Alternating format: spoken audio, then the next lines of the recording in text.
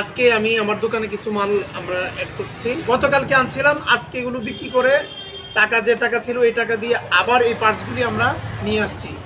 এই জাকির ভাই এগুলো রাখেন, আস্তে আস্তে রাখেন।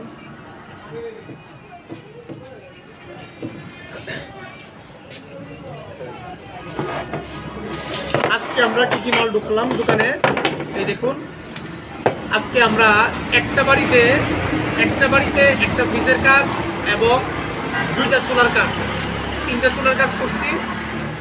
এখানে দুইটা চুলাতে আমাদের কত টাকা ব্যবসা হয়েছে, মানে আমরা যে দুইটা চুলা ঠিক করছি, একটা হলো 500 টাকা আর একটা হলো 400 টাকা। দুইটা চুলার থেকে আমরা 900 টাকা বিল নিয়েছি। 900-র মধ্যে আমাদের খরচ বাদে আমাদের কত টাকা পাইছি হিসাব করো। দুইটা চুলা থেকে আমরা বিল নিয়েছি 900 টাকা, তাহলে 400 টাকা যদি খরচ হয়, এই দুই চুলা থেকে আমাদের লাভ থাকলো কত? 400 টাকা তো খরচই, 500 টাকা আমাদের লাভ থাকলো। আর যে পাশের বাড়ি থেকে যে ফ্রিজের কাজ করেছিলাম, এই ফ্রিজ থেকে আনছি 1000 টাকা। এখন কথা হলো যে আমরা কিন্তু অনেক সময় এমন কিছু কাজ করি যেগুলো আমাদের কোনো কিছু আমরা লাগাই না, তারপরে আমাদের একটা পারিশ্রমিক হিসেবে আমরা একটা বিল নিই, অথবা আমরা 100-200 টাকার পণ্য লাগিয়েও আমরা 1000 টাকা নিয়ে থাকি। এটা হলো সময় এবং পরিবেশ পরিস্থিতি এবং অভিজ্ঞতার উপর নির্ভর করে। এখন ফ্রিজের থেকে ধরেন আমাদের 800 টাকা থাকলো, আর চুলা থেকে কত? 500 টাকা। মোট আমরা একটা বাড়ি থেকে আজকে কত টাকা ইনকাম করলাম? 1300 টাকা। আর এরপরও আমাদের আরও কাজ আসতেছে, কিন্তু ওইগুলো আমরা ধরি নাই। আমরা অল্প অল্প করে টাকা আমি এই দোকানে ইনভেস্ট করবো আমার ইনকাম থেকে। মোটা অঙ্কের টাকা এই মুহূর্তে আমি কোথাও থেকে টানছি না, আর কারো কাছ থেকে আমি ম্যানেজ করার এই মুহূর্তে কোনো চিন্তাও নেই। তাহলে আজকে আমি নতুন করে দুইটা পাতিল স্ট্যান্ড এবং একটা রেগুলেটর আমার ইনকাম থেকে এই পার্টসগুলি আমি এখানে অ্যাড করতেছি। আমি চেষ্টা করতেছি এখান থেকে যে পণ্যগুলি বিক্রি করব, বিক্রি করার টাকা এখানে আবার ইনভেস্ট করে ফেলবো, মানে এই টাকাটা যাতে বাহিরে না যায় সেই চেষ্টাই করছি।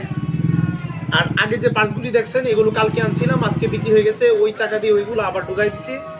এখন এই তিনটা পার্টস আমার এখানে নতুন অ্যাড করলাম। পার্টস অ্যাড করা মানে কি, আমি টাকা অ্যাড করে দিলাম।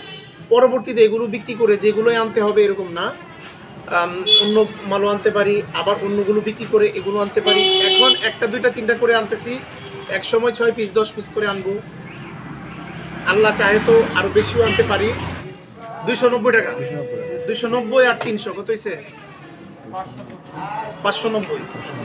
হ্যাঁ, 590 টাকা। এখানে কিন্তু আমি আবারও বলতেছি, এগুলো আমি একটা খুচরা দোকান থেকে কিনে নিয়ে আসছি। হয়তো আমি হোলসেলে গেলে এগুলো আরও 10-20 টাকা কমে আনতে পারতাম, রেগুলেটর থেকেও আরও আমি 20-30 টাকা কমে আনতে পারতাম। আমি এখন এগুলো চিন্তা করতেছি না, এগুলো আমি অনেক ভিডিওতে আপনাদের সাথে শেয়ার করেছি। এই মুহূর্তে আমার দরকার আমার ইনভেস্ট। হ্যাঁ, আমার তো কোনো লস হচ্ছে না, আমি যে দামে কিনে আনতেছি তার চেয়ে অবশ্যই আমি 10-20 টাকা লাভ করে অথবা ওই দামেও বিক্রি করতে পারি।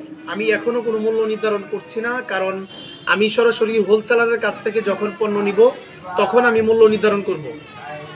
এই মুহূর্তে আমি খুচরা দোকান থেকে আনার পরেও কম বেশ করে বিক্রি করতেছি।